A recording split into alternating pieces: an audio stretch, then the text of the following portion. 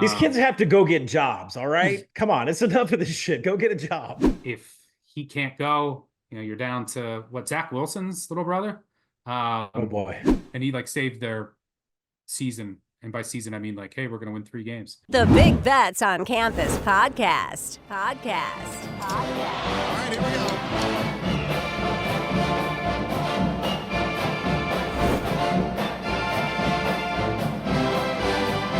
What's up, Degenerate Nation? Welcome to the Big Bets on Campus podcast. This is the Week 4 college football betting preview. I'm stuck in. Joining me, as always, is Colin Wilson. The slates are going to start to get better and better. We're starting to learn more and more about these teams. It's all uphill from here, my friend. How goes it? It's time we can start finally using our data. We get 3 data points. We're about to get a 4th data point. The slate's getting better. We get to wash the mess off of what we had last week. Just a shitty slate, shitty everything going on. I'm jacked about Week 4. I think this is a very quality slate. The Tennessee-Oklahoma game, the USC Michigan is just going to be bonkers. It's going to be great. Yeah, and the slates are only going to get better from here on out. I'm probably going to go one more week before I truly settle into using the data, because we'll have 4 games, and a lot of these teams have played like FCS, and it's hard to really gauge, and take anything from those games. The biggest thing that I'm struggling with today, we'll talk about this in some of the games, is that I have to be so much more aggressive in my power rating updates because these teams are completely new. And I mean, we're going to talk about Michigan in a second. So these rosters do 180s. And I think I have to be a little bit more aggressive because early in the season, I'm usually just relying on spots, my power ratings. And I think I have to just be more aggressive in future years, knowing that, okay, it's okay to adjust this team way down early in the season, even with a few data points, because this roster is completely different. So that's one of the things that I think I still have to figure out early in the season moving forward. The good thing is once we get a number of data points, easier to kind of plot where these teams are and where their strengths and weaknesses are. And we can start to rely more on matchup-based analysis, which is where I think both of us thrive. So, it's just a new college football world. Do you see the Marshall coach, Charles Huff? He said he was offering Ohio State players all-you-can-eat NIL deal if they came down to Huntington at Tudor's Biscuit World, was it? Yes. Tudor's Biscuit World. There's one in Lexington. You better get down there. What the hell? I mean, I was ready to fly and pretend like I was an Iowa State player. You Biscuit World. I mean, I want to be inside that. I've never. It's like a breakfast sandwich. Yeah, it looks like they got it's like country food. Like there's. Yeah. Huh. I think it's a breakfast place. I don't know. Someone leave a 5-star review. We'll do a bunch of giveaways. We'll do it next week. I saw a bunch of you did that. Leave a 5-star review or reply to me on Twitter when I tweet out this episode if you've ever been to a Tudor's Biscuit World. Looks like they're in West Virginia, some in Kentucky, maybe Indiana. Or call the voicemails Ohio. if you have a strong opinion. Have a post-game celebration with one of your wins with a Tudor's biscuit. Yeah, there's one in Morgantown.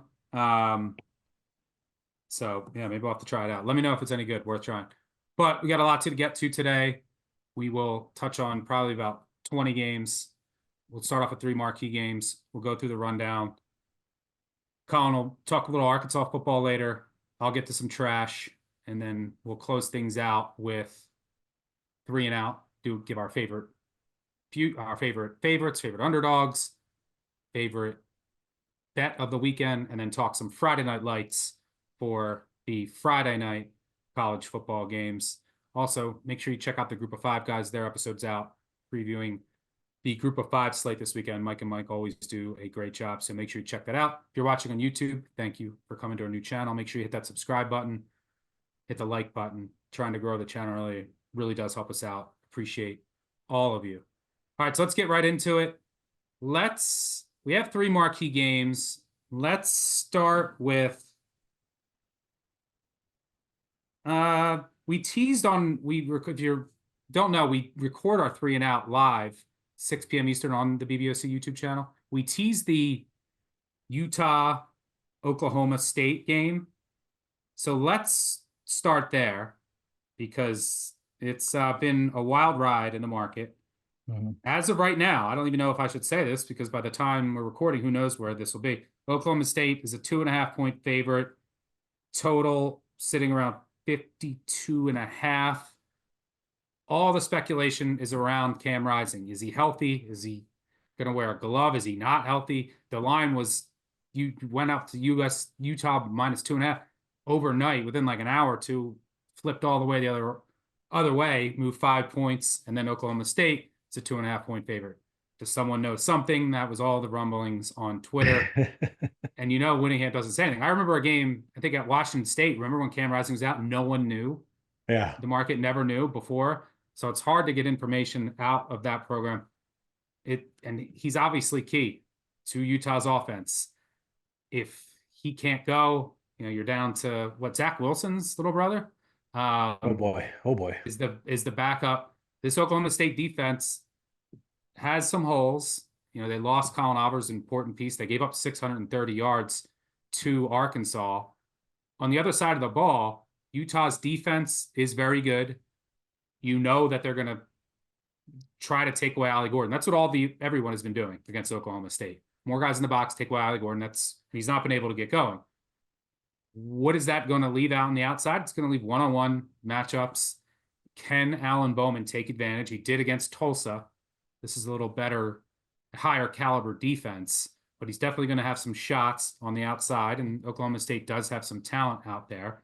For what it's worth, Gundy in this spot has been just an absolute wizard. If you look back historically, I believe this is the 10th time they're home underdogs since 2016. Gundy 8-1 in the previous 9 against the spread.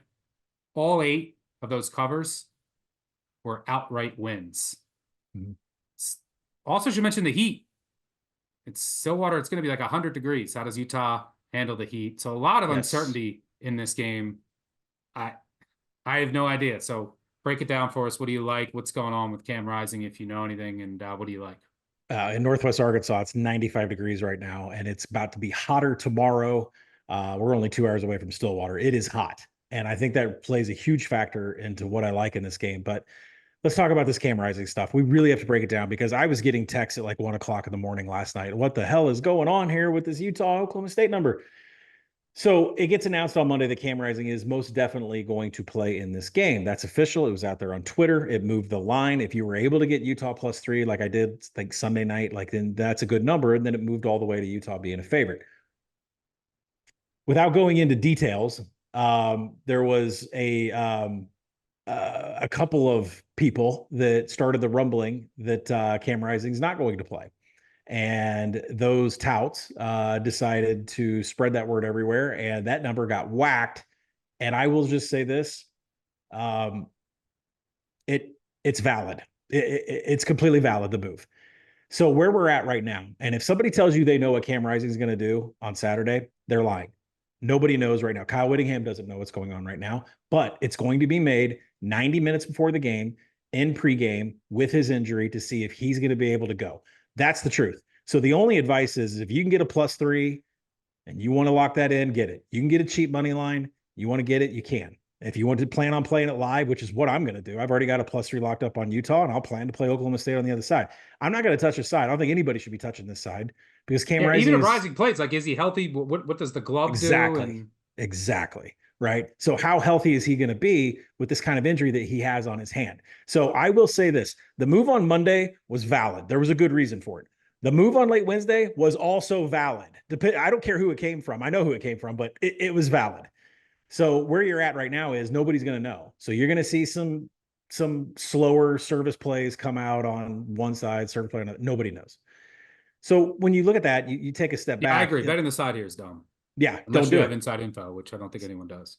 Right. So and by the way, Utah's been known to throw a few smoke screens out there before. So, and Yeah. I think you already mentioned that. So there's a number of reasons in this game that I love the under. Stuck's already mentioned the weather. I mean, I'm 2 hours away from Stillwater. It's freaking hot. And I think the first half under is good. I think the full game under is good. So I'm not going to split it up here, but if Cam Rising plays, he's not going to be the same. I mean, this is a throwing hand injury, no matter if it's fully healed or not. I mean, we're trying to get adjustment back. And they said Another they don't part, want to run him as much to keep him healthy, and that kind of decreases the efficiency of the offense. Exactly. Now, starting on the Oklahoma State side of the ball, the rushing attack is broken. They are 120th in success rate. Now, if you listen to BBOC, if you listen to our podcast over the last 12 months, you know that I had a whole thing where Oklahoma State's rush concepts changed after they lost to South Alabama. After non-conference play, they changed it up. Ollie Gordon just whooped everybody using man, counter, power schemes. Talked to Mike Gundy at Big 12 Media Days in Las Vegas. I said, what was going on last year? He's like, well, we had kind of a Hail Mary after the South Alabama game. I said, stop running zone read and start going to man concepts. So I did a little deep dive to see what's going on so far, because right now Oklahoma State is 120th in success rate running the ball. Arkansas limited Ollie Gordon to like 1 yard per play. Like, what is going on here with this offensive line that was all averaging 28 years old? This is not what we expected for them. So if you go into the numbers right now, you're going to see power, counter, man concepts, 75% of the runs that Oklahoma State is going right now. That's exactly what turned the program around last year. And it's not working right now. Only 15% of rushing attempts this year have gone to outside zone. So it's not like Gundy is hiding something in the playbook like he did last year and just made a flip for conference play. And then boom, Ollie Gordon was going nuts. They are running what Ollie Gordon ran last year when he was a Heisman contender. So that is one reason to think that this Oklahoma State offense is broken. And that's going to lead to Alan Bowman living up to what he is. He's a hot read quarterback. He picks one guy out and he goes hard. Presley got 16 targets against Arkansas. Dazon Stribling's been the guy in the other target. Like, he reads one target. That's it. That's his shot. He doesn't do progressions, and he loses massive success rate when he checks down. The Utah secondary right now is number 1 in the nation in on target allowed. You cannot put a ball in between the numbers of a target against this Utah defense. No one's getting clean, uncontested catches against the Utes. So assuming Rising plays or doesn't plays, he's limited in the pocket. He's limited how deep he can throw. There's, close to 100 degrees at what it feels like from a humidity standpoint. 31 seconds per play going on here for Utah. That is really slow. A success rate outside the top 50. An EPA for both teams that is basically nothing. I want the under in this. First half, full game, just the under here. Forget the side. Play that live. All right, let's move on to USC, Michigan.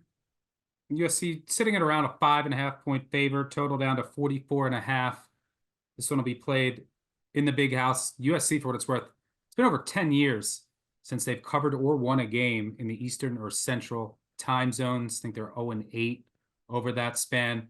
But USC now does have a defense. That defense showed well against the run and against that really good LSU offensive line in the opener. Pitched a rare shutout for USC, the USC program, in their second game. Now they're coming off of a bye here, going to Michigan. Michigan's offense still problematic. They're going now to Alex Orji. I assume that means he can't really throw the ball. So what does that mean? I think they're just going to spam RPO, probably use an additional, an extra offensive lineman and try to run it, shorten this game. Even at the under has come way down, but even at 44.5, it's hard for me to. I think the under is still good. I actually would lean USC. I mean, this number, USC was like a 10-point favorite, I think, over the summer. This is Michigan, like what I was talking about before. Yeah. Like, these are huge swings for 3 weeks into the season. A national title contender who was expected to lose a lot was a 10-point favorite. Now they're catching 5 at home. Like, this is the new world of college football. You got to adjust these things huge.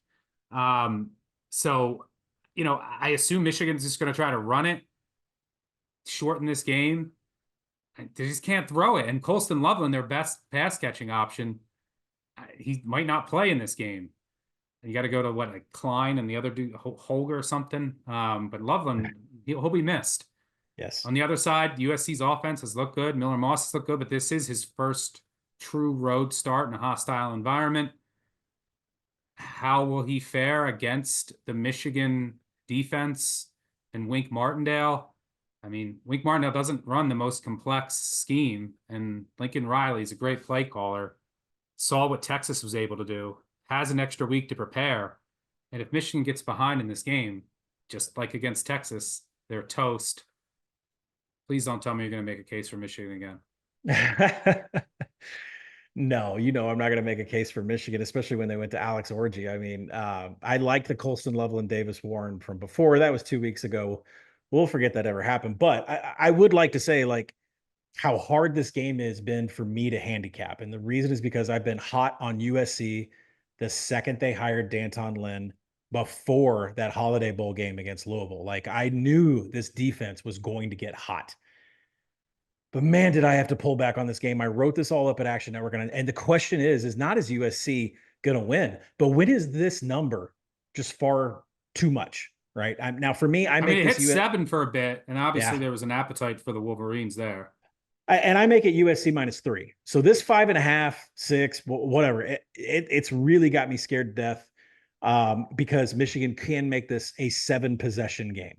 And Miller Moss playing in his first hostile environment. There's a big difference between Texas coming up here and USC coming here. Quinn Ewers has played in the college football playoff. Quinn Ewers has been in a lot of hostile environments. Miller Moss never has. So this is going to be a pretty big one for him. But I would say this game's a great reason why you build power ratings. You adjust them hard. I wouldn't take anything above USC -3. So we got to find a play in this game. And it's definitely not going to be on Alex Orji running the RPO, especially when Sharon Moore just dropped that bomb on everybody this week that he's going to be the starting quarterback. He didn't even tell the team. Donovan Edwards was shocked. So I'm not really sure what's going on up there with the communication. Now, USC looks so good against LSU and Michigan looks so bad against Texas. That's why you're getting all this steam. But does I'm 4.8, by the way, 4.8. Yeah. Well, I mean, still, we're not at 5.5, right? And so I think the question is, what can go wrong for USC here? That's how I attack this because I love USC so much. Who doesn't? I mean, we had them money line. It was my first money line of the season, week 1. I mean, I love them so much. Let's talk about what could go wrong. Does the size of the Big Ten defense like Michigan come into play? Like, especially when this secondary is better statistically on paper than LSU. Does the size of the Michigan defense play a factor here? Now, Zachariah Branch is expected to get paired up with slot corner Zeke Berry. Zeke Berry allowed 3 of 4 catches against Texas. He only allowed 22 yards. He was able to tackle. He allowed catches, but he was able to make some tackles. Michigan should struggle against the pass big time. USC has major advantages on paper throwing it against Michigan. Throw out the Texas game. Arkansas State and Fresno State rang the Wolverines up. They combined for 13 explosive passes. So don't think that Miller Moss can't get explosive passes here. Now there's the Wink Martindale factor. I don't know. Will Johnson can only cover so many people. I mean, he'll have a touchdown in 2 years, but it's just one guy. Yeah, that was my cap against Texas. I think there's 800 Will Johnsons out there. So, we got to talk about this Wink Martindale thing. I don't know how we precipitated getting him from the Giants staff, but formerly on the Ravens staff. Now he's here doing this because we've had success with Ravens coaches before, but I don't think this is the coach that you wanted because in the NFL, he was heavy, aggressive blitz. Well, look what he is now. He's 55% blitz at Michigan. Like, you got to take your foot off the pedal when you don't have. Yeah, it does not work, especially when you're playing a possession offense like your Army, like you're a service academy. Why are you running so much blitz? What's the result so far? If you can't give up explosives and fall behind. Yeah, I mean, it's back to the Don Brown era. So, I mean, Michigan is 80th in havoc. You're not producing havoc, but you're blitzing over 55% of the time. I don't understand what you're doing. Let's look at Miller Moss, 10 of 14 on pressured pockets, 13% big time throw. I mean, sure, put pressure in his face. He's not going to have a problem with it. The coverage grading has been extremely poor for Michigan. Hill, Johnson, linebacker Ernest Hausman, they have allowed, those 3 have combined in the back 7, 35 of 49 targets to get caught for 257 yards. There are holes all over the back of this Michigan defense. Now, the move to Orji is a simple fact that they want to run pure inside zone. In between the tackles, Khalil Mullings, 5 explosive runs, this year. He averages 5.1 yards after contact on 36 attempts. But dive into those numbers. Arkansas State, Fresno State. Oh, look at Texas. Khalil Mullings had 19 yards against a competent defense. So the Orji factor for me is a complete wild card. Not really sure how Michigan's going to handle that side of the ball. Is Donovan Edwards going to find a crease, be able to bust one? We don't know. It happens like once every 5 games. It happens in the national title. The better bet to me is that there is a major, major coaching disadvantage in Lincoln Riley's offensive play calling against Wink Martindale. And let me throw this in, because the people that I've kind of floated this to in text this week have been like, that's not a big deal. Danton Lynn was the safeties coach at the Baltimore Ravens for Wink Martindale. All right. So it's not like we don't know what Wink Martindale's system is. Your defensive coordinator worked for him. I think that is a huge advantage. I am betting the USC team total over. Now, the problem with that is right now it's at 24.5. That number is sinking. This number is big time sinking. Weather was going to come in on Saturday. That forecast got updated today on Thursday. That weather has now moved to Sunday. So weather shouldn't be a factor. I think USC is going to get their points here. Just getting a little greedy here. I want to get under 24.5, but there will be a play on USC team total over. This Wink Martindale thing, I think, is going to get blown up. Yeah, the Michigan hope, you got to shorten this game. The defensive line has to dominate. Like the USC offensive line, we'll see. Like the LSU defensive line is not good. So No. they'll be tested here. They have to create some havoc. And then you just keep the crowd in it. I think if you like Michigan, you got to split up your bet or just bet Michigan first half. I don't see a path where Michigan's far behind in this game and they can come back. Just not going to happen with this offense. And the USC defense is a ton of talent on the back end, and they're much more well schemed on defense, and Michigan is not. And that's why you're seeing some of those coverage breakdowns on the back end. All right, let's move on to our third marquee matchup of the day. I'm excited for this one. Tennessee travels to Oklahoma, sitting at around a touchdown favorite right now. This is rare territory for Oklahoma. Total sitting around 57.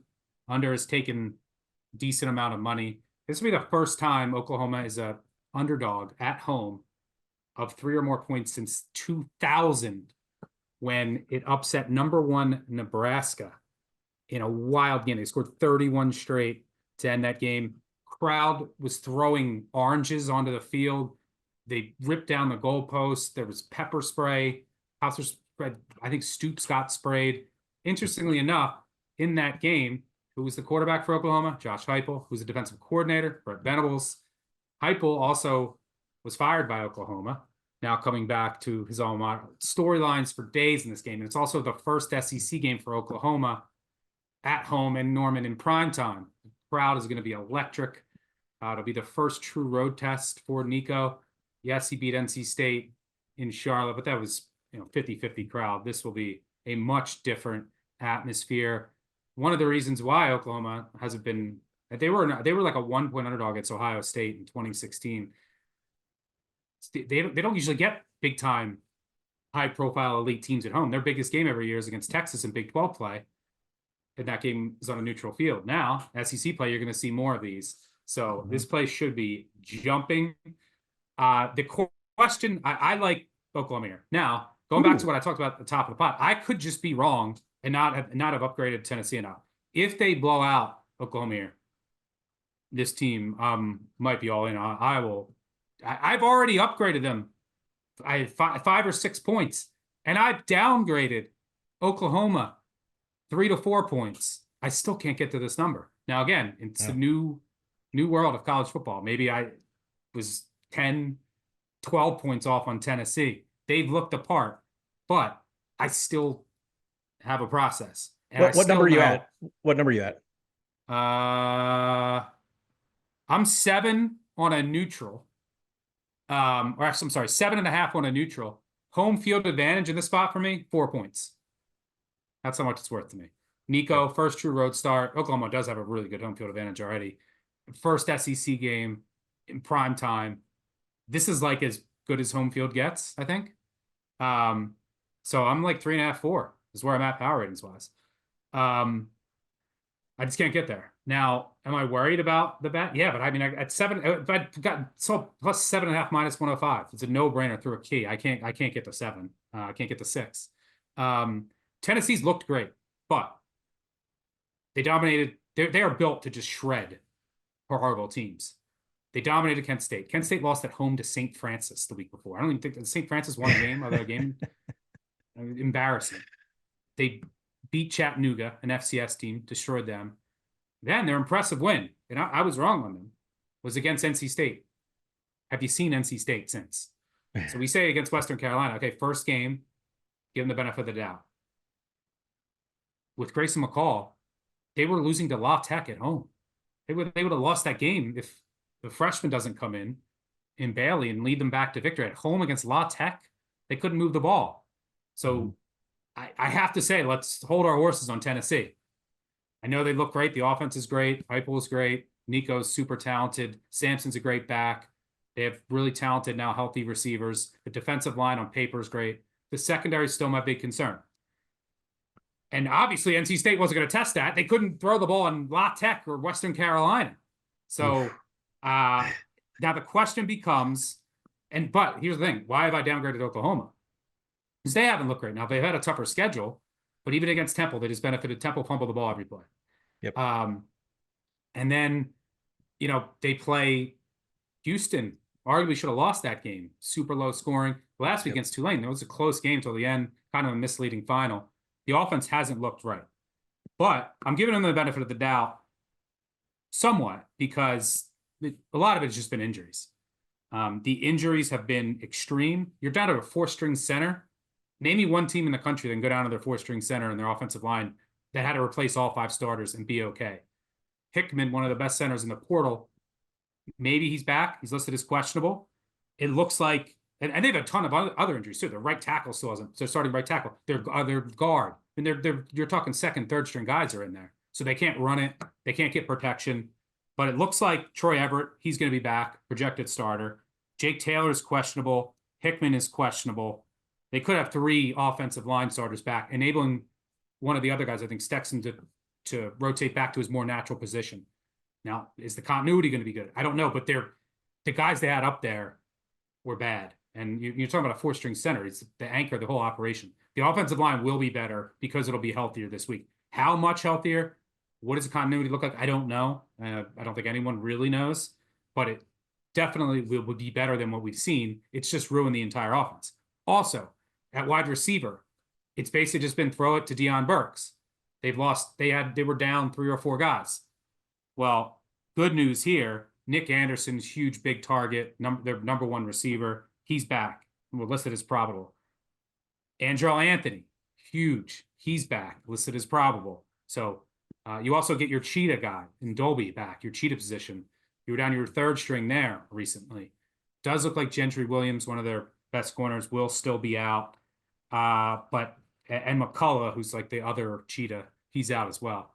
But the wide receivers now, you actually have some juice, and you should get better protection. The offensive line, it's just the offense in general, should look better here. Defensively, I believe in this Oklahoma team. I think they're, a top 10 defense nationally. Get that cheetah position back. They're really good against the run. That's the key. You got to stop Sampson. You got to stop the run game because that's, you think of Tennessee and Nico and throwing the ball and that's part of it, but everything's set up through the run. Mm-hmm. And I think Oklahoma can hold its own up front at the linebacker position. This is your chance and our chance to align on the same page with your boy, Danny Stutzman. There it is. I think there's too many points. I think Tennessee is real, but I don't have them up in that top trio yet. And this isn't like I couldn't get to the Texas-Michigan game because Michigan doesn't have a quarterback or receivers, and they have the same. But Oklahoma has a talented quarterback. They'll have their talented receivers this week. They're still missing, I think, Farouk and Gibson, but now they'll have 3 good receivers. The offensive line will be healthier. It should look better, and this is a really good defense in a home hype primetime spot. First SEC game. Boomer Sooner. I am the former mayor of Norman, as my friends in Norman know. Get me this cover, and I will return, and we will party. Tell me you're with me on Stutzman and company. I'm just having all these warm feelings for people that don't know. Stuck and we don't check notes. Like we see each other on a Monday meeting. We go into our holes to handicap, and we come out here and give it all fresh. And I'm on Oklahoma too. There'll be a full write-up over at Action. I see a lot of things that Stuck sees. He pointed out some things that I didn't even see. I'm going to point out a couple more things about why you should like Oklahoma. The hate on Oklahoma has been completely justified, right? I mean, 10% success rate on 24 passing down attempts against Temple. That's pretty bad. 4.7 yards per play in passing attempts against Houston. That's pretty bad. So the biggest culprit about what's been going on with this offense is we thought the Jackson Arnold was just terrible, right? But that's the deduction that you make when you don't have a lot of data. We have enough data now. Jackson Arnold has seen 28 pressures so far. He is 6 of 16 passing with 2 interceptions in a crowded pocket. He's still a young quarterback. He just played in a bowl and he showed up. He's essentially a freshman.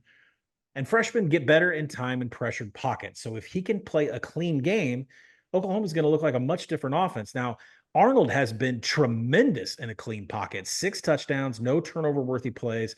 And yeah, the offensive line did struggle through the first 2 games, but there was massive improvement against Tulane. Stuff rate came down to a national average for OU's offensive line. It was pretty poor against Houston and Temple. Sooners produced 5 explosive runs on the ground against the Green Wave, and half of OU's drives last week contained at least 2 first downs, which means they are turning into a methodical, not just relying on explosives. They turned into a methodical offense, and that is what they need. Now, the offensive line specifically, people want to point out that it was 5 new guys all playing with each other, and Bill Badenbaugh really had his work cut out for him to get them to work in sync. There is one player on this line that shines above any of the others, and it's right tackle Michael Tarquin. When you go into PFF grading, Michael Tarquin is not just the best pass blocking and run blocker on this team. He is one of the best pass blockers in the nation. Now, he can play left tackle, but he's been lining up at right tackle. Who is he going to be put up against? James Pierce. That is a neutralizing effect that can limit some of these pressures that are coming at Jackson Arnold. Jackson Arnold has seen pressures from other places. He hasn't seen it on Michael Tarquin's watch. So that is the key matchup that I think Oklahoma has a huge advantage in, where he at least gets some of those pressures out, let Jackson Arnold get some of these offensive plays out there and build their success rate like they did last week. Now, there's, the giant here that we have to talk about is this Tennessee offense. And I think it was a couple of years ago, because it definitely wasn't Joe Milton, but it was the Hendon Hooker offense where Stuck. I think every week we're like, how in the hell do you stop this wide split stretch, veer and shoot air raid mixture that Heupel runs? Well, Georgia decided to tell us exactly how to stop Tennessee. They run quarters, which if you know anything about coverages, it's a zone look in the back, but it's man up front. And what that man coverage does up front, they're one-on-one with the wide receivers. They put their arms on them and they stop them from getting off the line, because you get 5 yards to do that. Why is that important? Because Josh Heupel's offensive system is a timing system. And if you don't have a secondary that can stiff arm and interrupt those routes and those steps, you're going to get eaten alive. And Tennessee, that's the reason they ring people up a flagpole, is because there are defenses that can't run quarters. And Georgia calls it specifically a mint package. I heard quarters mint package dropped by one of the assistant coaches this week at Oklahoma. That tells me everything I need to know, that they know exactly what they have to do against this Tennessee offense and how to defend them. I know Dante Thornton, Chris Brazell, Brew McCoy look unbelievable. Let's see how they look here in a hostile environment against a quarters mint package that Georgia ran that shuts them down every single time.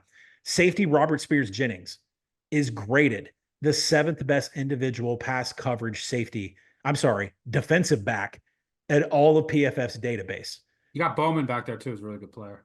Bowman's back there. Corner Connie Walker, he's inside that top 100 list. Corner Des Mountain, he's allowed 3 of only 10 targets. Now, like I said, Stuck's already said his name. Danny Stutzman is the one that lines everybody up. He's the one that makes sure there's no missed tackles. He makes sure that this is a disciplined defense. I think you agree with me, Stuck. Like, Oklahoma's aside, we're going to play. Get your 7. There's a couple 7.5s out there. I think the hate on Oklahoma is worth it. You would agree. But I would say that they haven't shown anywhere near what they're capable of. And I think that we're going to get that. Yeah, and a lot of it's injuries, and they should have their healthiest offensive line and wide receiver room all season. And you're just not going to do much with a 4th string center and guys moving positions. And it was disrupting the entire operation. So I think it should look better. Now, will there be like continuity issues and some growing pains? Maybe, but at this number, Boomer Sooner, baby. Yeah. Good transition into the rundown. It's got about 7 games here we'll go through. USF, similar to Tennessee in that offense. Timing under Alex Golish. I think they found it last week. They didn't have it against Alabama. Guys wide open down the field. Wide open. And Brown just couldn't hit them. Come out slow against Southern Miss. couldn't hit anything. And then the offense, I think, finally found its timing, and then they just rolled in Hattiesburg. How do you attack this Miami team? It's got to be the secondary. Hasn't been tested yet. Yes, they blew out Florida. Have you seen Florida since? Florida just got destroyed at home by Texas A&M, which makes that, I mean, I think the final score was 33-20, but it was what, 33-7? With a backup quarterback, makes that Miami win look a little less impressive. Now, Miami's really good, top 10 team in my eyes, but their other games came against, a horrendous Ball State team who has nothing, no quarterback, no passing game to speak of. And then Little Sisters of the Poor. I don't know the other team that they beat off the top of my head. Who was the other team that they beat? Someone bad. I have to look it up, but I have Ball State money this week. You're making me scared. They can't throw they should have just stuck with Kelly and they're running it, but their defense got a lot worse, so they had to try to throw it. Oh, Florida A&M, the Rattlers. Yeah. So I think what Richardson, that speaking of Ball State, the ex-Central Michigan quarterback's the starting quarterback for Florida A&M. He was at Central Michigan for like 5 years, then FAU, then now he's at Florida A&M. These kids have to go get jobs, all right? Come on, it's enough of this shit. Go get a job. But 17, you get 17s out there right now. I like USF.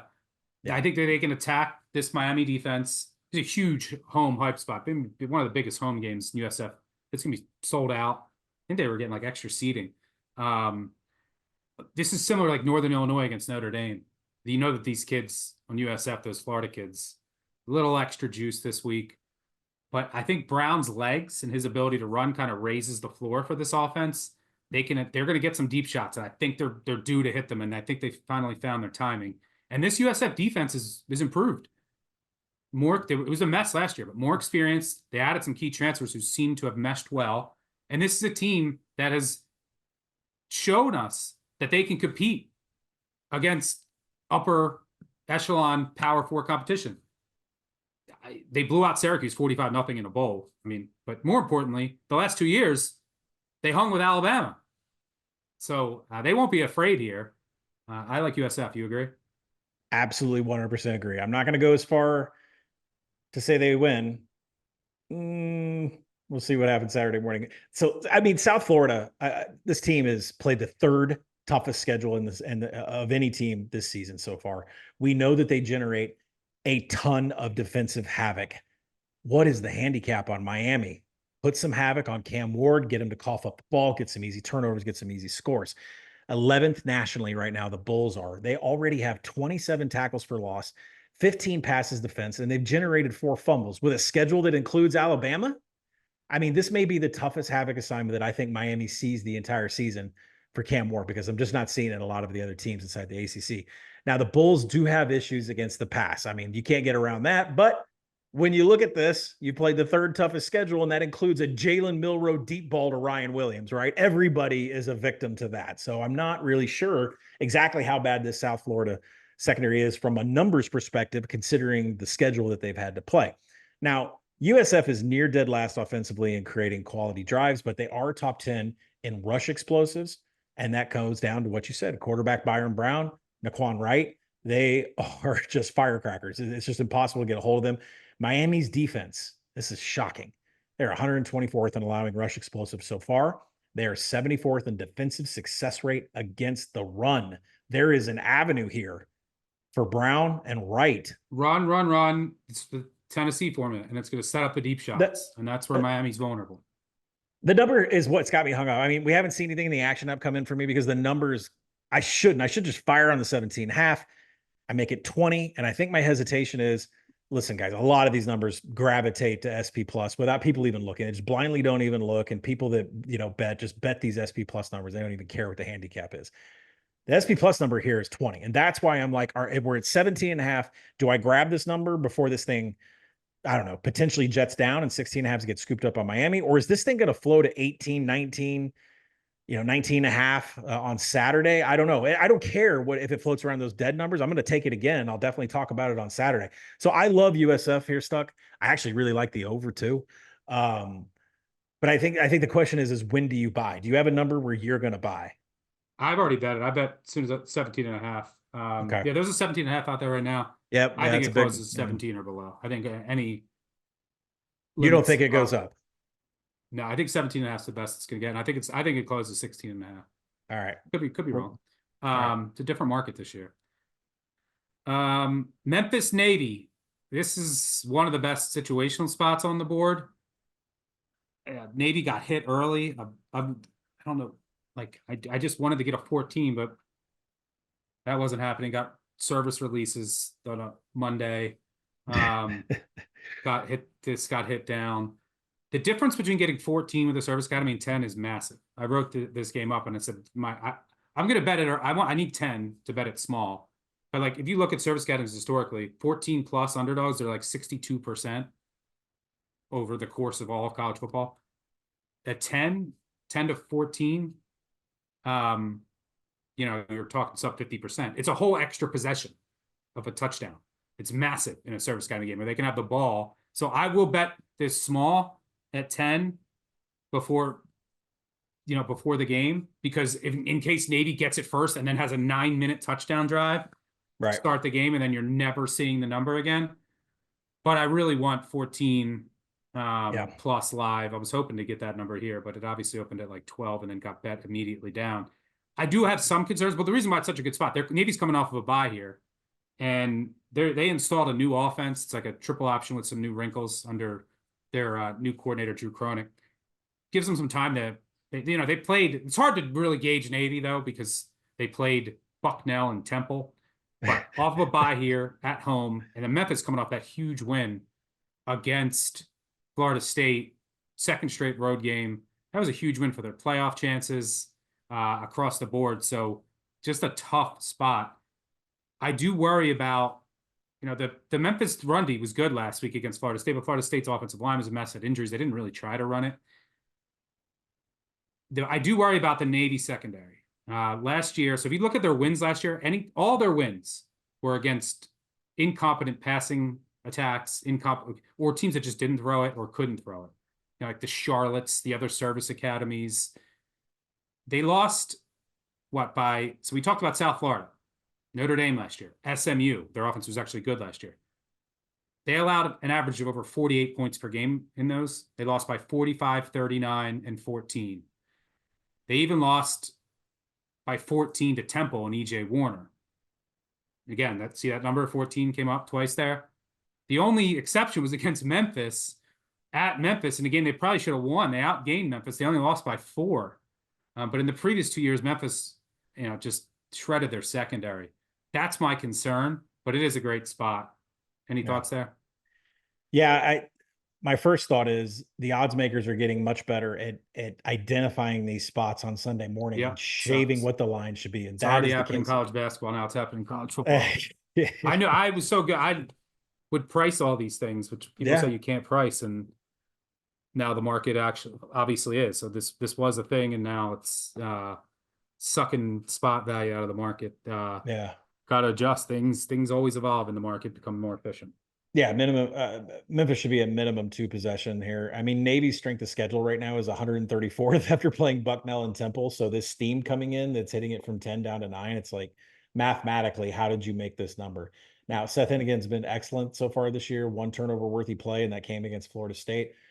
But the spot. You're right. Navy could get this kick, roll off a 9-minute run, and Memphis could go 3. Then and you're out. in There trouble could be if you're laying 10. Then you're in big time trouble. So, the question I think is, can Memphis stop the Navy, heavy rush attack to this point? And the Tigers are 21st in defensive stuff rate. So you'd say yes. They're 12th in tackling. You'd say they're not going to bust any explosives.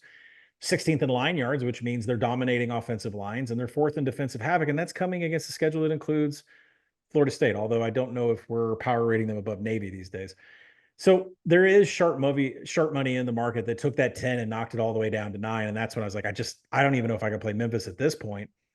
I think what you want to look at with this number going down is you want to look at a first half under, because of the spot for Memphis possibly coming in sluggish and the speed of the Navy offense, which is no speed whatsoever, or play Navy first half money line. I mean, I'm not sure they can win the game outright, right? At some point, Memphis will get their shots in. But I mean, this is a great spot for coming off a bye, facing a team off a Florida State win. This is, I mean, Memphis is probably heard. You're in line to make the college football playoff. All right. Yeah. I Maybe think first money's that going to money actually come back on Memphis, so I'm waiting. Right. The numbers guys late in the week are probably going to hit Memphis just on the number alone, but we'll see. But you're right. Memphis above 90th percentile in stuff rate line yards, which is a good sign against Trevor. Been really good on early downs. And that's the death wish for a Service Academy offense as you get them into third and long. There's nothing they can do. Cal at FSU. Oh man, FSU 0-3, 3 games as favorites. Doesn't happen often. They're laying 2.5 here. Cal still dealing with injuries. Florida State has some injuries on the offensive line. DJU looks like he has an injured brain. So does Mike Norvell. They do get Alex Atkins back for this game. Atkins is back. Do you catch the falling knife with Florida State? The markets is screaming that Florida State's going to win this game. But, I mean, Alex Atkins is back from his 3-game suspension. The offensive line should be improved from a fundamental standpoint during the game because right now they're 126 in havoc allowed and they're bottom 10 in stuff rate. I don't know how you bet that. Cal's got problems too. They're 119th in pass blocking. They're near dead last in line yards offensively themselves. I don't know how you get into this. I mean, the only thing good that I could find from the stat stock is that Fernando Mendoza for Cal, they're 29th in passing success rate, and Cal is 6th in on target, which means, Mendoza's hitting his guys pretty well. And, that'll play against a Seminole secondary that's graded pretty poorly. There is a massive special teams advantage here for Florida State. They're 7th in SP plus versus Cal's. It's the only good thing Florida State does. Are you going to make a bet just because they have an advantage in the special teams? I don't know how you see a team go 0-3 and lose the games they have and say, this is the week. Actually, I got a text from a friend on my phone. He said, Florida State, this is the week. I haven't even responded. I can't respond. So anyways, if you believe in the market, Florida State's team, I'm not doing it. I don't know if I'd get there. I lean. Are you going to do it? Why is this not in the trash section? Damn it. Why? Yeah, how did we get here? I don't know if I can back DJU. I've stayed away all year, but I do show value under a field goal. But I want to wait on the offensive line injuries. Like I want to make sure the offensive line is healthy. You can do a Diego DJ parlay in 1 week? Think you can do that? Might just quit. We'll get to Diego in a sec. Georgia Tech at Louisville. Odd spot for Georgia Tech. Like it's like their 5th game already. Yeah. Louisville coming off a bye. But Louisville's another team. Like they've looked good. Tyler Shuck is an upgrade at quarterback. We'll see if he can stay healthy this year. But Louisville has played Murray State and Jacksonville State, who is, talk about a downgrade. They are bad. I mean, they got blown out by Coastal. They lost against Eastern Michigan. This team is significantly worse. So we don't really know anything about this Louisville team. Georgia Tech is Brent Key as an underdog is fantastic. Never always covers. They should have some success offensively. But this is a good spot for Louisville. Like rested, should be well prepped. Do you have anything here? I do think the game deserves a look at the over. Georgia Tech runs an extremely fast pace. Defensively, they are not good in coverage. Defensively, they are not good in stopping methodical drives. Should deal here.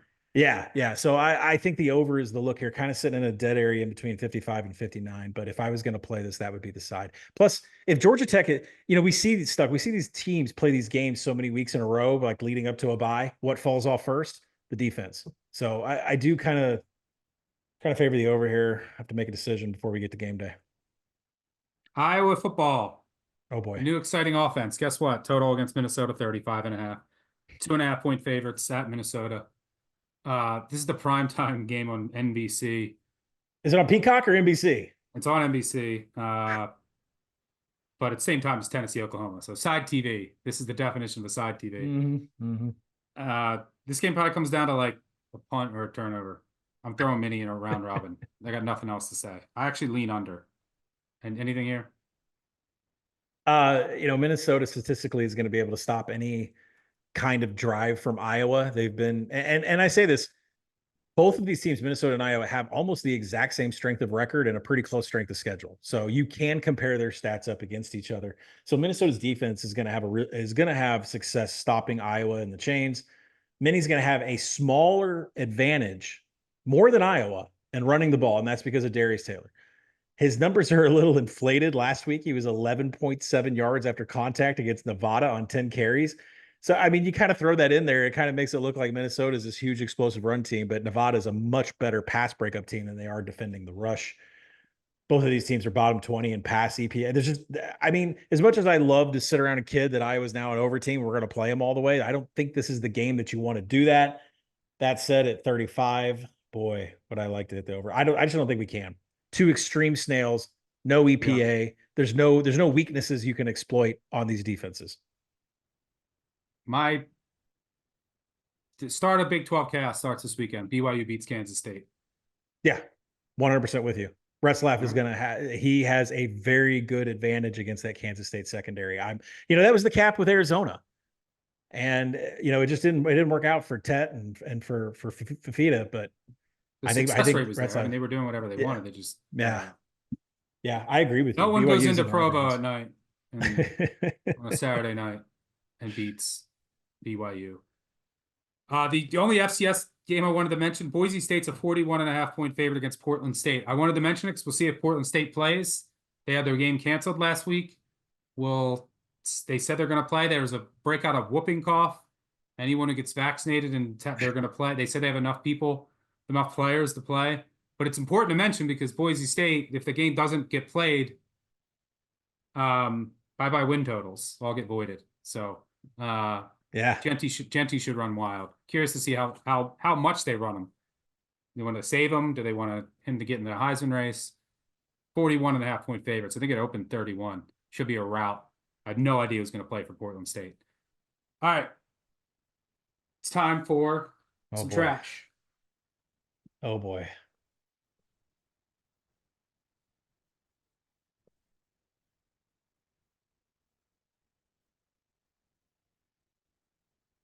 I would say it's extra ugly, but it's been pretty ugly to start the year. Let's get right into it. Buffalo catching 2 touchdowns against NIU. Too high. I know NIU is off of a bye, but this is not the team that you want to back as a 2-touchdown favorite. They play slow. They're going to be run heavy. And for what it's worth, their coach, Thomas Hammock, against FBS teams, 4-16 against the spread as a favorite. Failing to cover by over a touchdown per game. 1-5 as a favorite of more than a touchdown against the number. Buffalo is better than I expected. Pete Lembo, one of the biggest coaching upgrades over Linguist, who was one of the worst coaches in the country. He also will fix their special teams. Agbana impressed me last week. I have to give him credit. This is just too many points for NIU, who might be peeking ahead. Like, they're hearing all the love for 2 weeks.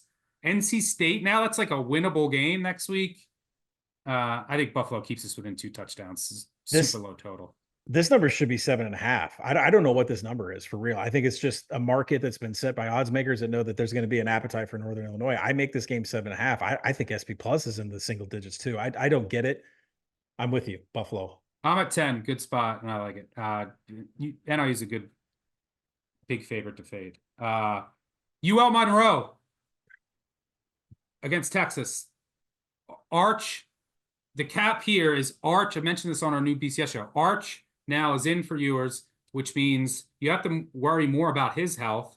And the backup, the freshman, isn't nearly as good as right now as Ewers or Manning. So, SEC play coming up. You probably got to pull Ewers a little earlier. And pull Manning. And instead of pulling Ewers, then going to Manning, which is why I wouldn't fade Texas as a big favorite before. Now you got to worry about Manning, and then you go to this freshman.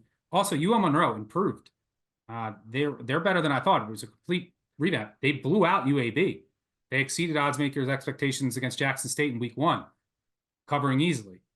Off of a bye week here, that's helpful for a team that had so much change. General Booty, we're backing him. And by the way, UL Monroe, really good, huge underdog. They're going to play super slow, run the ball, shorten this game. Give me the Warhawks. I don't know if ULM belongs on the trash segment anymore, but once Arch Manning was announced as the starter for this game, I loved the first quarter over 13.5. I'm not sure if Texas can do that by themselves. ULM has proven they can get it going. I love them to go over 13.5 in the first quarter. You agree or disagree with UL Monroe? I agree. I think Texas is going to take their foot off the pedal. I don't think Arch is playing past the middle of the second quarter. UTEP, Minor Nation. First time back them here. Colorado State. Colorado State's a mess. They just stink. And now no Torrey Horton. That's all they had.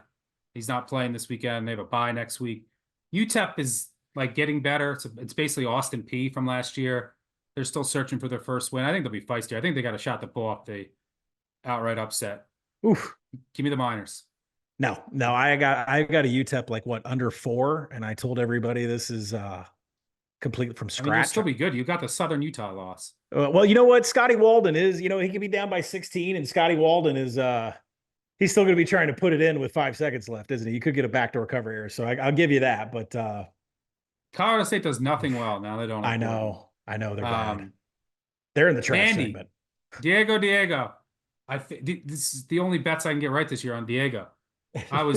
I'm back. I am now president of the Pavia fan club. I told you all year when they're catching these big numbers, they're like a service academy. Yeah. Catching 21. I worry about their secondary getting toasted here. And Missouri did have a good defensive game plan against Castellanos last week, using 5 defensive linemen, really contained him in his legs. And that's like a big part of the New Mexico State. But this is a good spot for Vandy off that bad loss, and just they're going to shorten the game. Too big. I like Vandy. Vanderbilt's 127 the defensive finishing drives, but let me say this. We spoke about this before.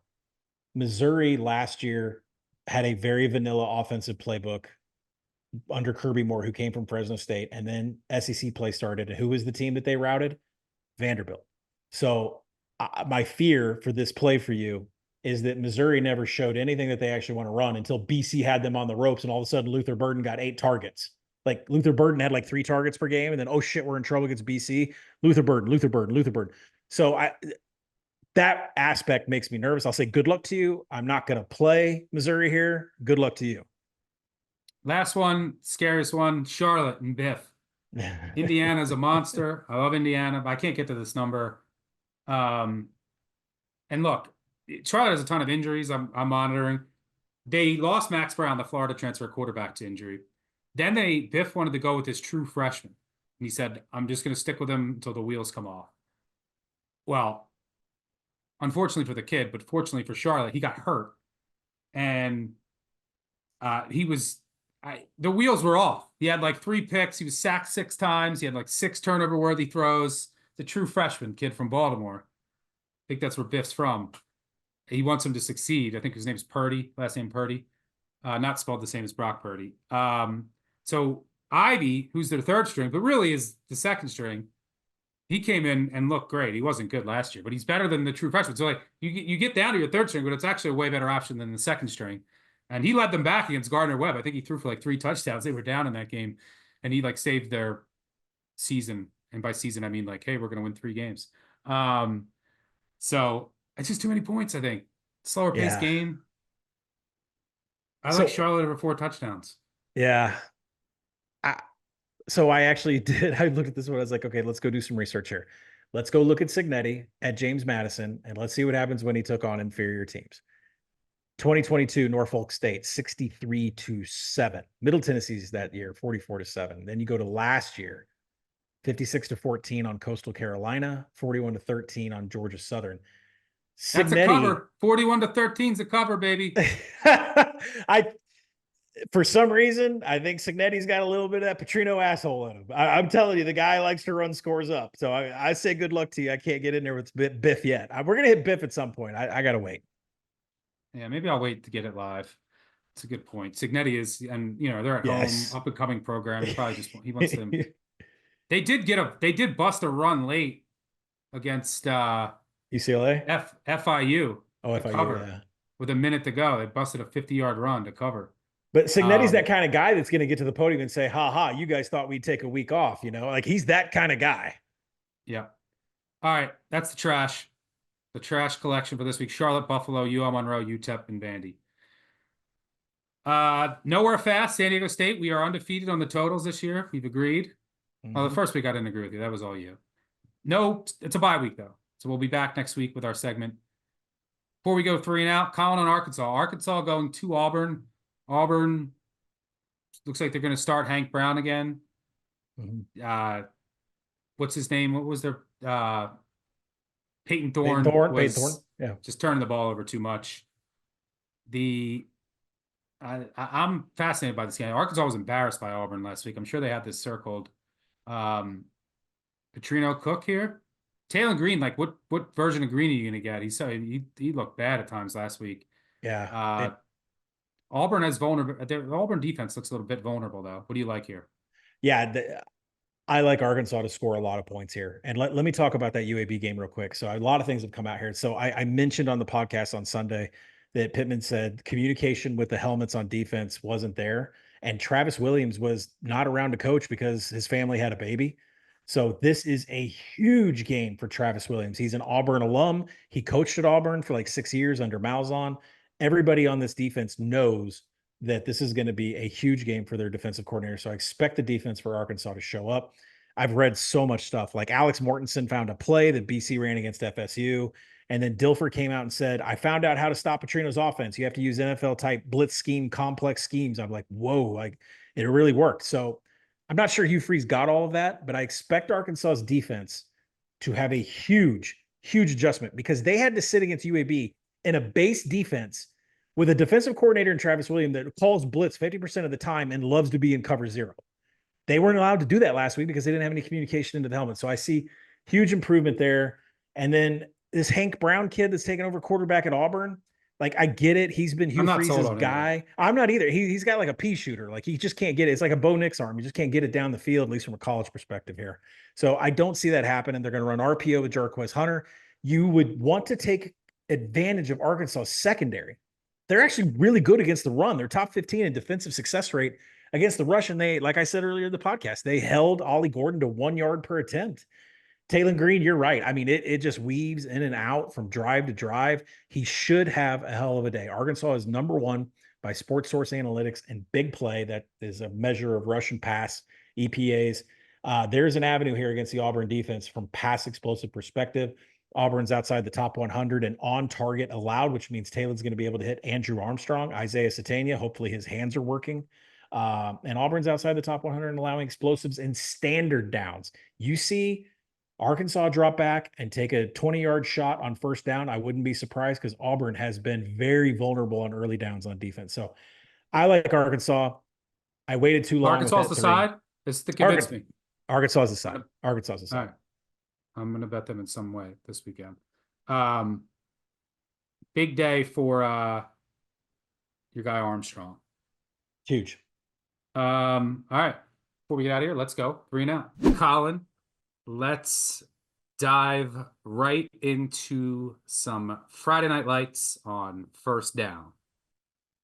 All right, let's start with Stanford Syracuse.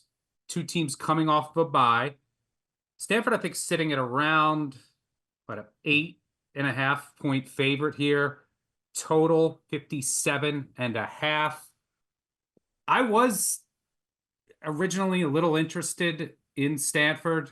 I was hoping to get over 10. Didn't come. Some Stanford money came in. I think it might be a position I'll be able to get live. This game should be back and forth. I do have some concerns about Stanford. I do think the bye week favors their staff over the Syracuse staff, which is kind of green as far as, X's and O's and adjustments. But the Stanford offensive line, still an issue.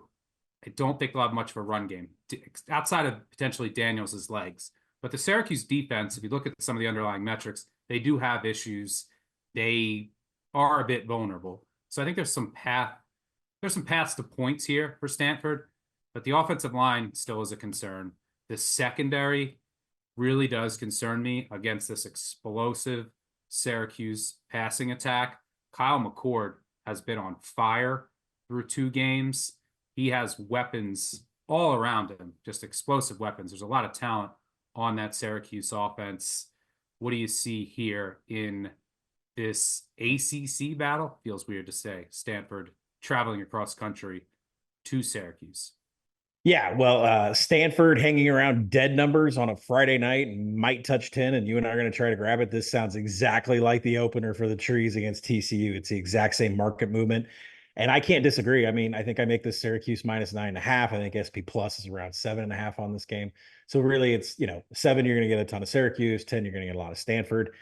I think the one thing I keep coming back to stuck in this game is that Syracuse has had severe struggles with mobile quarterbacks. You look at Parker Navarro at Ohio, Haynes King at Georgia Tech. They just had their way. And that was a big handicap that we have with Stanford against TCU is Ashton Daniels this year.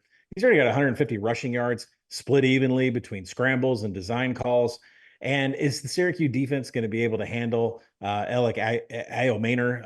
And Syracuse struggles with EPA.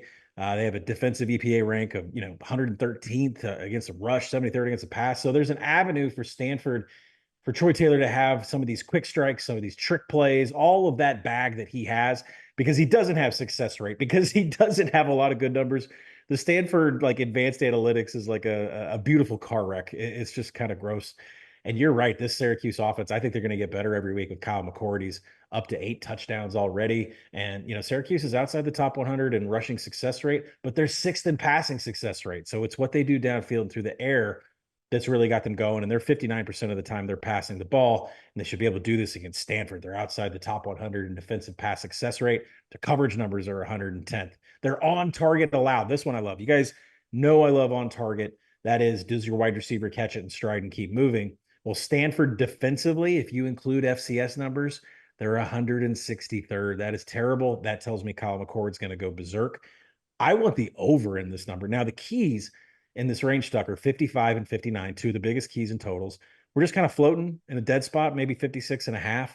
I've seen a little dip on this. I think if you're seeing a 55.5, you might want to go ahead and just pay an extra 10 cents and get that 55. But I really like the over here. I see no resistance to Kyle McCord.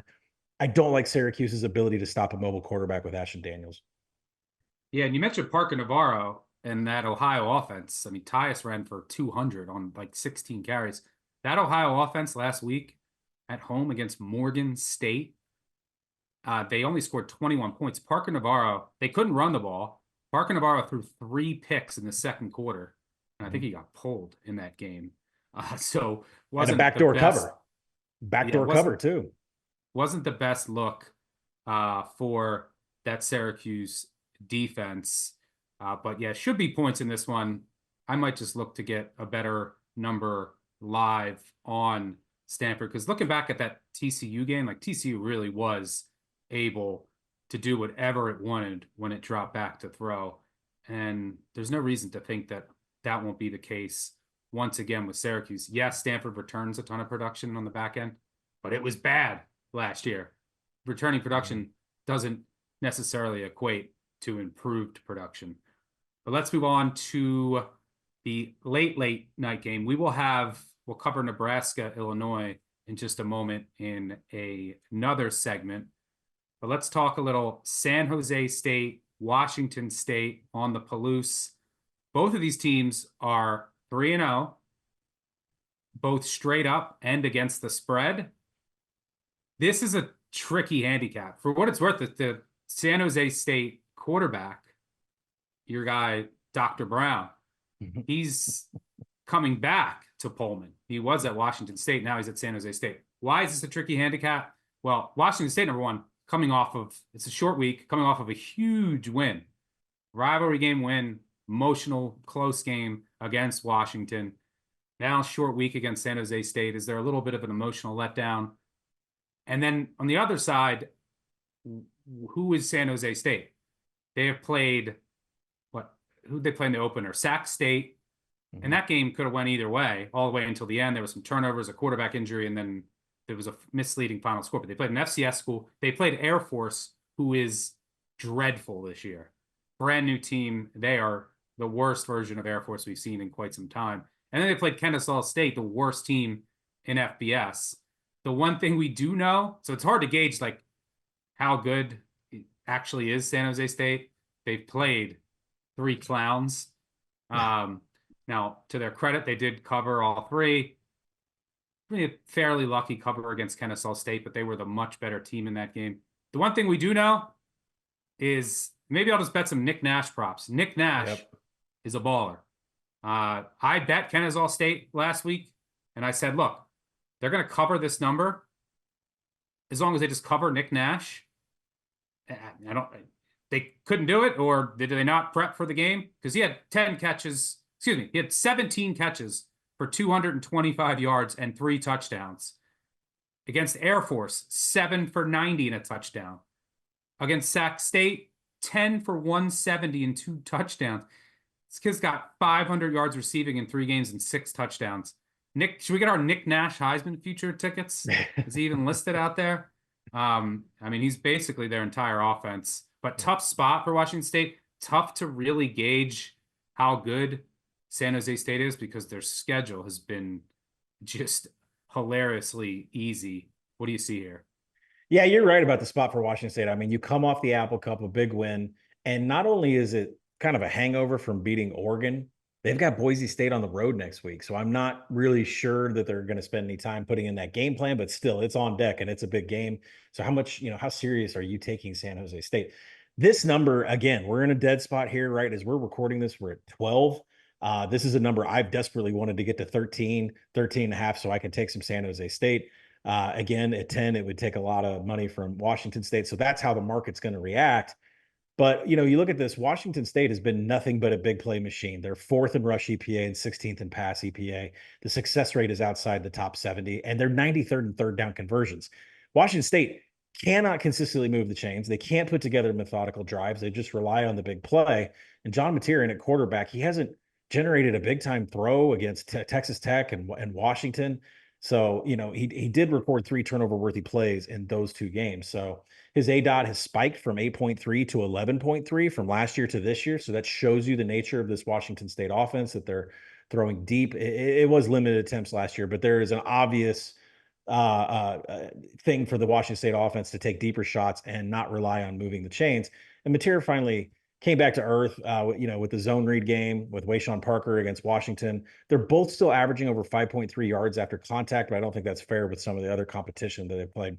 Now, you've already mentioned Nick Nash's name. That's the entire handicap on this side of the ball. Can Washington State stop Nick Nash when he lines up in the slot or wherever, if he's in orbit, whatever he's doing?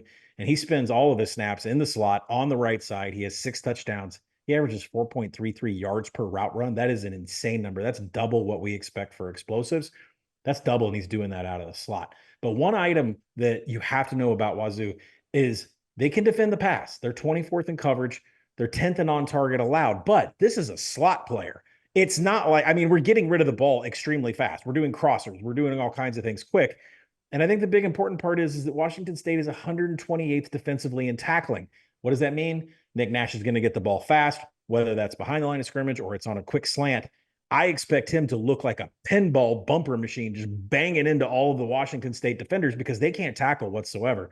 So again, this is another game where I lean to the over. I don't see resistance going against the Washington State explosives that are coming, the Nick Nash pinball that is coming. I would look at Wazoo if we got down to 10, but really I do want San Jose State if we can get up to 13. So that I'll probably play that live, but the total, I'm absolutely probably going to get involved on the over.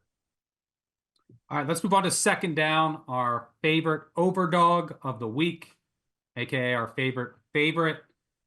I'm going to go with Texas Tech here. A little bit of that going against the market here. And everyone's favorite darling Arizona State this year is 3-0 against the spread. Texas Tech struggled their first 2 weeks, but can we, let's connect some of the dots here. Arizona State, number 1, they beat Wyoming in the opener. Have you watched Wyoming? Wyoming lost at home to an FCS team, hasn't come close to covering in either game. They're bad. They beat Mississippi State by 1 possession at home. We're outplayed in the second half, and that game got a defensive touchdown. This is a team that has, I think, 3 defensive touchdowns. They're plus 6 or 7 in turnovers already. Have you seen Mississippi State? They just got drilled at home by Toledo, the team that got outplayed by UMass the week before. And then they beat Texas State, but I thought they were outplayed in that game. Big penalty flipped that game. They're down 2 touchdowns. They closed the 3-point underdog at Texas State. Now they're closing it. You're at 2.5, 3-point underdog at Texas Tech. Come on. I have Texas Tech a touchdown better than Texas State. Texas Tech, meanwhile, their first game, they almost lose to Abilene Christian. Wasn't a good look. Second game, they lose to Washington State, but they had a ton of injuries. I think 6 or 7 of the 8 fourth downs went against them. That's going to be every Texas Tech game. So the one thing I hate about this game, I hate laying over 3 with Texas Tech because there's going to be fourth down variants. They're going to go for it a ton. They didn't get any of the fourth downs. Washington State got theirs in that game. They actually outgained Washington State. They were -3 in turnovers, and they had a ton of injuries. They even lost 4 starters during the game. And so, but a misleading final score. Last week, they get healthier. Taj Brooks, their star running back, returns, and it was their most dominant effort of the year, and they blow out North Texas. Think they should be getting a bit healthier across the board. They've had a ton of injuries, but Baron Morton looked great. He finally looks healthy. I'm not fully sold on this Arizona State secondary. They've been pretty fortunate. I think they're overvalued in the market. You look at who they beat and what those teams have done in the other games. And then add on top of that, they've been pretty fortunate with turnovers and defensive touchdowns, even their fourth down conversions. I am a bit worried about Sam Levitt's legs and Scatabo. Like, it's Texas Tech let Mateer for Washington State run for 200. Focus all week has been pass rush with contain. They do have good linebackers. I don't know. I think this is too cheap for Texas Tech, who's been, I believe, let me double check my numbers here. Texas Tech has been, over the past 10 years, are the most profitable home favorite in FBS. So conference opener here at home, pretty good home field advantage. I like Morton and company to get it done. Do you have any thoughts there? And where's your favorite overdog? I wouldn't get in front of Texas Tech right now. I watched that game in full, had a bet on them last week against North Texas. It was a defensive and offensive masterpiece. They dominated the Mean Green. I would not get in the way. Arizona State, hopefully I think, they, like Lux and Baskerville, I think they're going to play, but those are like their 2 best players. They're questionable, but so there are some injuries to monitor. But yeah, I like Tech here. Where are you going for your favorite overdog? We're going to shift back to Friday Night Lights. I really love Nebraska here against Illinois. I know you can't put it in a stat sheet, but I believe one of these teams is much more blue collar and tougher than the other. And the team that's tougher is going to be Nebraska. So Bielema talked this week about the commitment that he needs to have against the run when facing Nebraska. And I can see why he thinks that angle, because Corn really hasn't played anybody that's kind of run against him. UTEP running attack? No. Colorado doesn't even have one, and Northern Iowa is an FCS program. Granted, they're not bad, but it's not really what we're looking for here as far as a data point. The problem is that the Illinois rush has been great at getting 2 yards in stuff rate attempts, 15th in stuff rate. Everything else is absolutely terrible. 91st in rushing success rate, 56th in line yards. Just the offensive line is not moving the pile. Specifically Caden Fegan, Khalil Valentine, just nothing. After they get touched, they're going down. I mean, both of them are below 3 yards after contact. They're just not creating anything more for themselves. Now, Luke Altmaier has been good. He's had to be good. He's like really the only offensive option for Illinois. But when Bielema comes out and says that we want to run in this game, that really kind of affects how often Luke Altmaier is going to throw. So they're going to try to grind it out and get in a punching match with Nebraska, and I don't think that's a very good thing to do. So, there's a massive havoc advantage here for Nebraska also. They're already 17th up in defensive havoc. Illinois, I mean, you look at the teams that they played, specifically Kansas, who won at the line of scrimmage on both sides of the ball, which I didn't expect. I mean, I know Illinois won that game, but Kansas really kind of gave it to them. Well, right now, Illinois in the final minute of the first half flipped that game. Yeah, Illinois' offense is 101st in havoc allowed. I mean, Nebraska should dominate on the defensive side. And then that advantage does not exist for Illinois on their defensive side of the ball. Right now, the Cornhuskers are top 30 in havoc allowed. They've been protecting Dylan Raiola. They're producing quality drives, 33rd in the nation, getting methodicals to go down, move the chains, get into scoring position. And Raiola is 5-1 TD to INT right now, just a single turnover-worthy play that came in 32 dropbacks against Colorado. No shame in that. There's a pretty good player in their secondary. I just think, the number is not bad. I mean, it's a number that I have right around where it's sitting at. There is just a massive difference here in which team can actually establish the rush, which team can actually own the trench. That team is Nebraska. So give me them all the way. As far as a price is concerned, though, if this dips down around 7.5, I think earlier today there was a 7.5 minus 105 that I bought down to 7 at minus 115. So just be conscious of the price. You go to overtime, you're definitely wanting to sit on 7.5 and not 8 if you ever played that Oklahoma State Arkansas game. Yeah, I do think Nebraska has a big edge in the trenches on both sides of the ball, which should be the difference here. Mm-hmm. Illinois has some talented backs, but they haven't been able to get the run game going. The Illinois offense is a little better than I thought. Altmaier's played decent.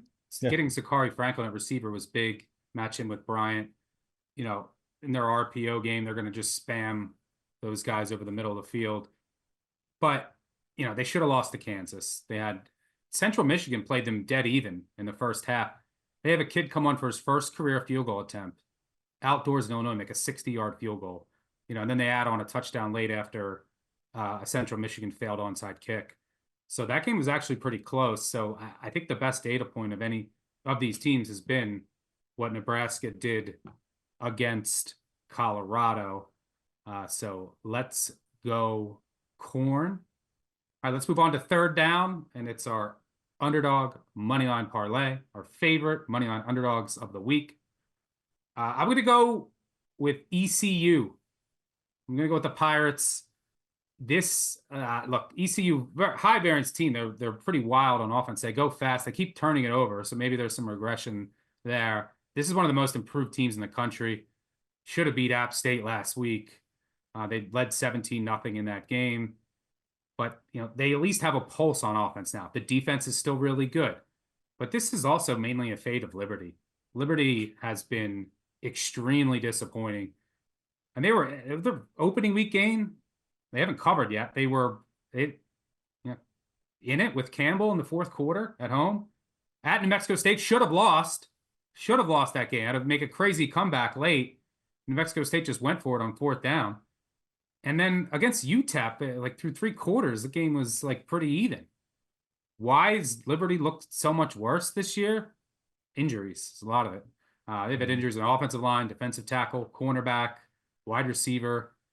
They really missed Daniels at wide receiver. And now it doesn't look like Cooley, their running back, is going to play. He's the heartbeat of that offense. And he's kind of the engine that makes that car run. Maybe he plays. He's listed as day-to-day. Chadwell didn't seem optimistic about it earlier in the week. Then he said maybe he'll play him with load management. So he's not going to be at 100%. So higher variance game here.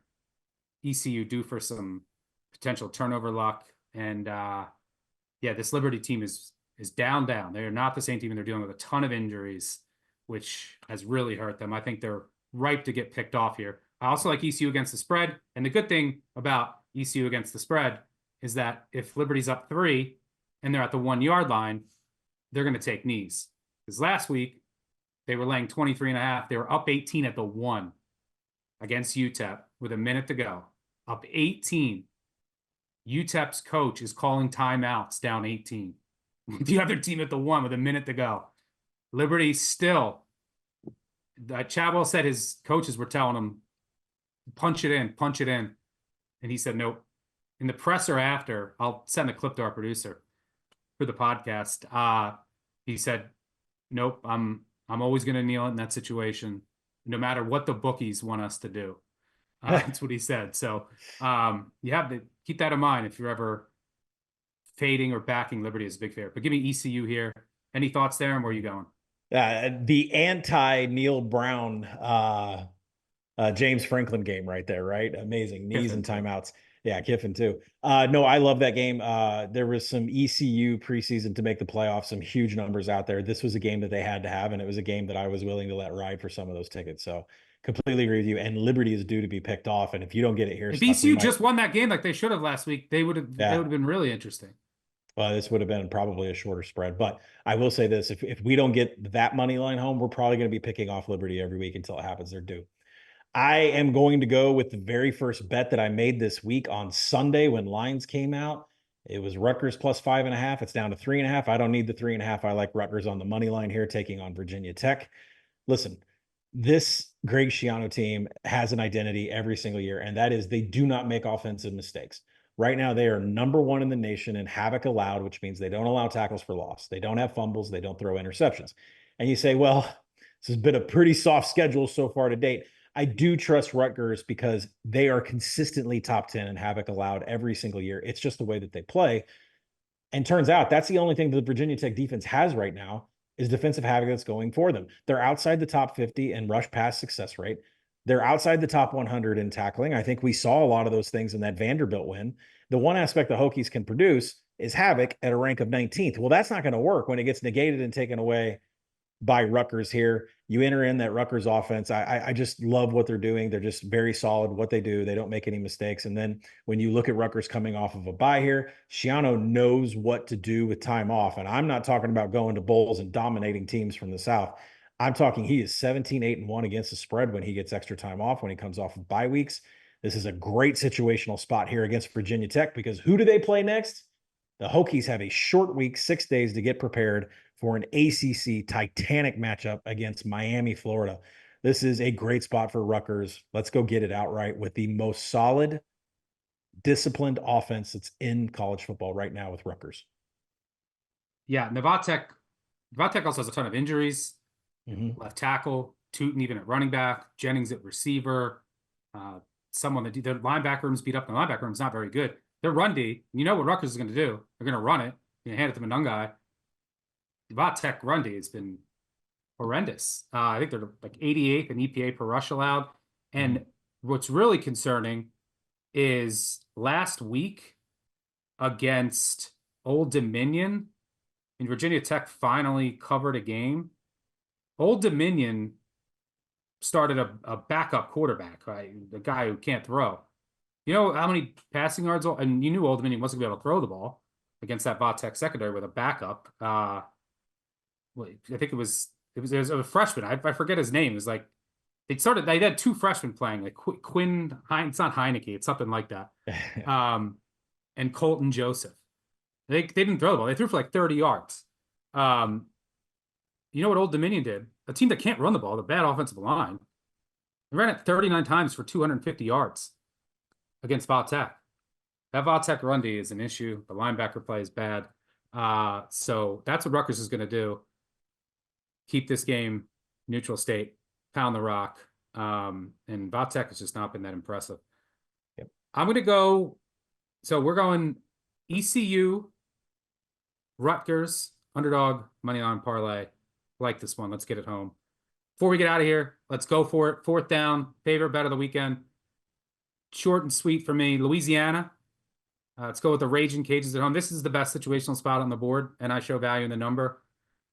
Tulane off back-to-back brutal games against Kansas State and Oklahoma, games that were competitive, exhausting. Meanwhile, and now you're going on the road again to play Louisiana, who's coming off of a bye after playing 2 cupcakes, should be much more well-rested. This is just a great spot. Tulane also now 1-2. It's like we wanted to get one of those games for our playoff chances. They got USF on deck. There's a lot of familiarity between these coaches because Summerall used to be at Troy. I think he's the better coach, but Louisiana's that extra time to prepare here. This is just a brutal spot. Give me the Raging Cajuns. I think you agree there, right? Oh, I wrote this up for action beginning of the week. Was able to get 3.5, but that thing, if you're listening to this and you read this, try to go get a 3, because I saw 2.5 start popping on the market before we got here. But I think they went outright. I mean, there's a lot of advantages here. There's a full write-up at Action Network for everybody to go see Louisiana against Tulane. I'm going to pivot over to one of the biggest games of the week. I'm going to take an under inside of Utah and Oklahoma State. Now, if you want, go to listen to the BBOC podcast. I will give you a full breakdown of what's going on with this line. I know exactly where this line started, why it moved, why it came back. But let's just say, if you need to know what's going on with Cam Rising, nobody knows what's going on with Cam Rising. I can promise you that, because the decision whether he's going to play this game is going to be made. No, I'm going to stop you there. Teaser. We're going to tease the pod. All right, that'll do it for us. Thanks as always to Colin for joining me. Thanks to our producer, Matt Mitchell, on the back end. Most importantly, thanks to all of you for tuning in. Don't forget about the voicemails, because we will be back Monday morning with our Week 4 recap episode. 959 Bad Beat. It's always in my Twitter or X profile as well. We'll be back Saturday, 10:30 a.m. Eastern for the live show. Make sure you check that out on the new BBOC YouTube channel. Make sure you subscribe there. Hit that like button. Also, unsubscribe, subscribe. You know the drill on the podcast. Leave a 5-star review. Really helps us out. Tell a friend. Tell an enemy.